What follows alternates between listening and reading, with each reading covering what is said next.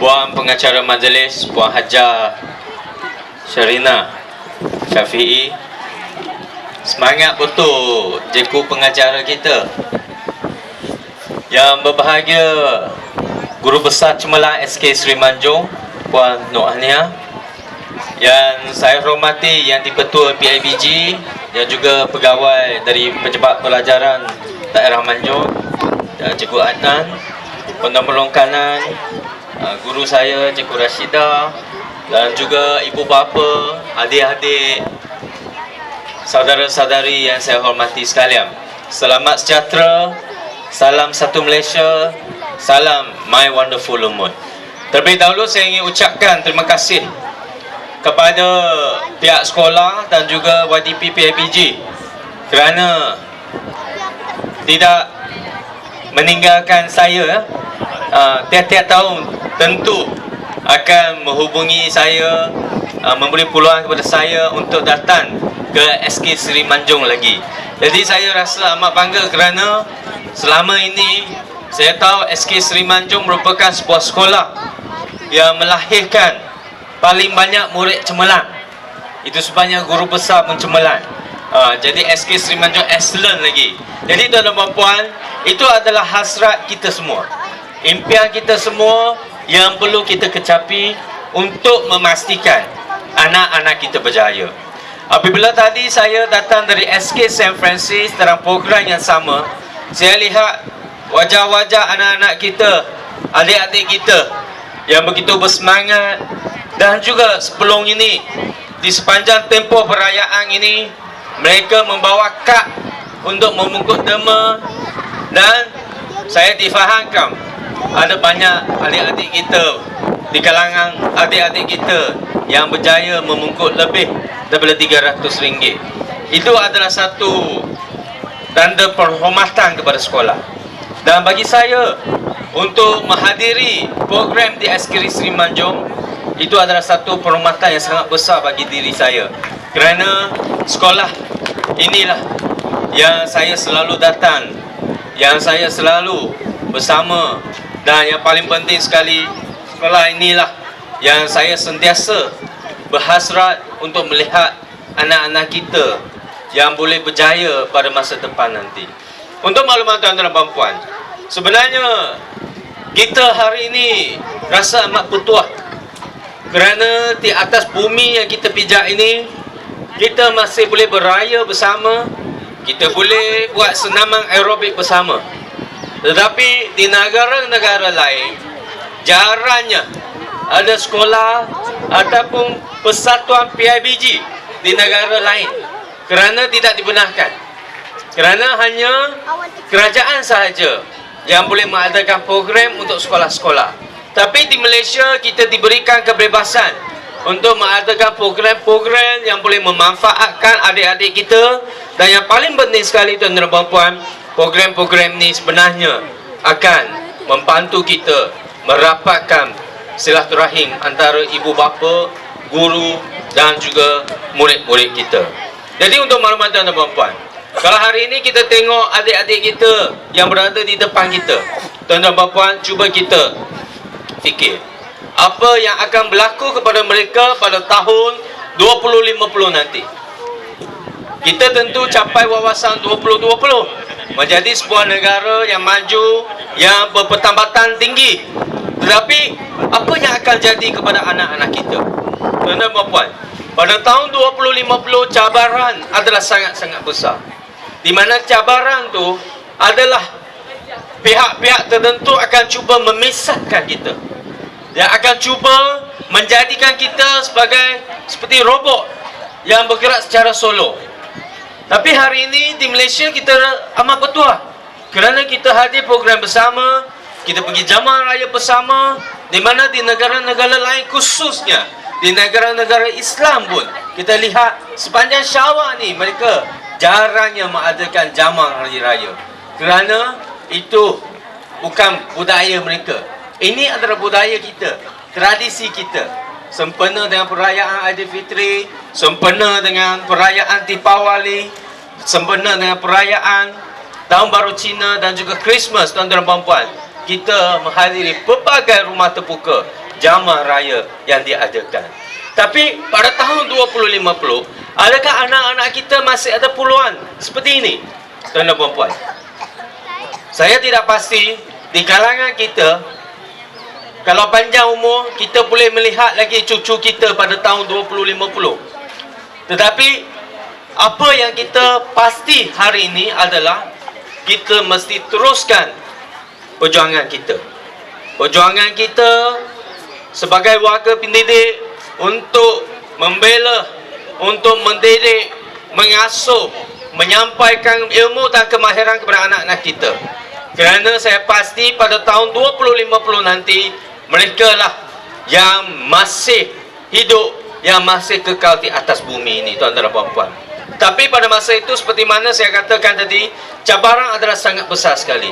Sebab pada tahun 2050, tuan-tuan dan puan-puan, banyak program mungkin tidak dapat kita laksanakan kerana dunia sudah berubah. Evolusi hidup kita semakin rancak dan bertukar-tukar hari-hari. Hari ini kita sudah lihat teknologi yang terkini, di mana anak-anak kita belajar tidak lagi bawa beg. Di sesetengah negara, anak-anak kita, murid-muridnya sekarang belajar masuk kelas, semua meja tu interactive learning. Maksudnya semua meja tu sebenarnya seperti sebuah komputer. Dia boleh menyampaikan semua buku, semua kerja rumah di atas meja tersebut. Jadi tuan-tuan dan puan-puan, bukan saja itu. Kita lihat anak-anak kita lain kali kalau buat senaman aerobik untuk membuang kalori, mungkin pada masa depan kita ada teknologi yang lebih canggih yang tidak require kita untuk buat senaman langsung, di mana teknologi itu bila masuk badan kita, dia sendiri boleh bakar lemak, boleh bakar kalori tanpa apa-apa senaman pun. Itu sebabnya tuan-tuan dan puan-puan, cuba kita imagine banyak lagi perkara yang aneh akan berlaku, di mana sekarang kita pakai 4 roda, pakai 2 roda, tapi pada masa depan kita akan pakai semua orang, everyone can fly. Seperti Asia kata, everyone can fly. Maksudnya, kalau anak-anak kita, guru-guru kita tidak semestinya naik kereta, tidak semestinya menggunakan pengangkutan darat, pengangkutan air, tuan-tuan dan puan-puan, pada masa depan nanti, kalau orang Bangkok nak datang ke Setiawan, nak datang ke AL, dia hanya tekan satu butang saja, pakai itu alat silinder tu, dia boleh terbang dari Bangkok sampai ke The Store, boleh sampai ke AL. Tuan-tuan dan puan-puan, cuba imagine. Dan tuan-tuan dan puan-puan, hari ini rumah kita, sekolah kita, semua dinding batu. Tapi pada masa depan 2050, sekolah akan mengalami satu rombakan yang sangat besar dari segi strukturnya, di mana murid masuk ke bilik kelas saja, sekeliling tu sebenarnya adalah skrin, di mana pembelajaran tu, bila cikgu cakap pasal hutan, keluar satu kelas tu tentang hutan, hutan belukar, flora dan fauna, tuan-tuan dan puan-puan. Tidak lagi kita tengok dalam buku sahaja. Jadi tuan-tuan dan puan-puan, itulah yang akan berlaku pada tahun 2050 nanti.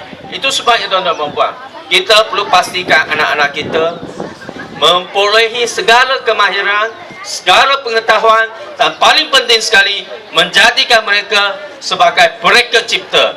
Ya, kita perlukan researcher yang berkualiti.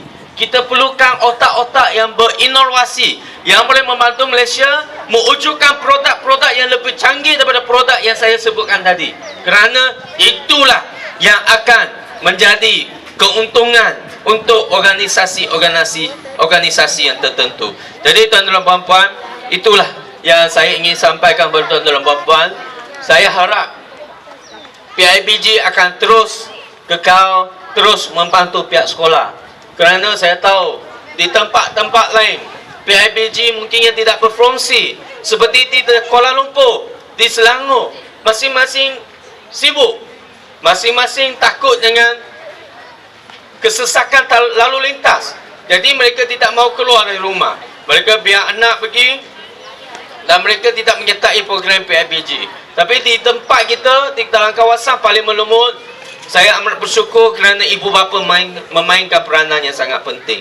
Jadi saya ucapkan terima kasih kepada pusat kesihatan yang tadi kita buat senaman aerobik bersama atas kesudian jurulatihnya datang. Dan saya ingat lagi apa yang disampaikan oleh Cikgu Anan tadi. Sebenarnya hasrat untuk membina gelanggang berbumbu ni bukan saja hasrat tuan-tuan dan puan-puan, itu hasrat saya juga. Tapi disebabkan tahun lepas ada sikit masalah pertukaran jawatan, rombakan kabinet, maka tidak sempat diusahakan. Walau bagaimanapun, tuan-tuan dan puan-puan, walaupun pihak sekolah hanya mengumpul 103,000, saya akan membantu. Kita boleh start kerja dalam tahun ini juga. Saya akan membantu mencari 40,000 lagi untuk menjayakan program ni. Projek ini kita macam mana pun kita nak siapkan hujung tahun ini juga. Tak payah tunggu puan guru bersara. Hujung tahun ni kita mesti siap. Tahun depan persekolahan baru kita ada perhimpunan di bawah persekitaran yang lebih selesa. Jadi tuan-tuan dan puan-puan, saya ucapkan terima kasih kepada ibu bapa, kepada adik-adik sekalian yang berjaya membantu sekolah mengumpul 103,000.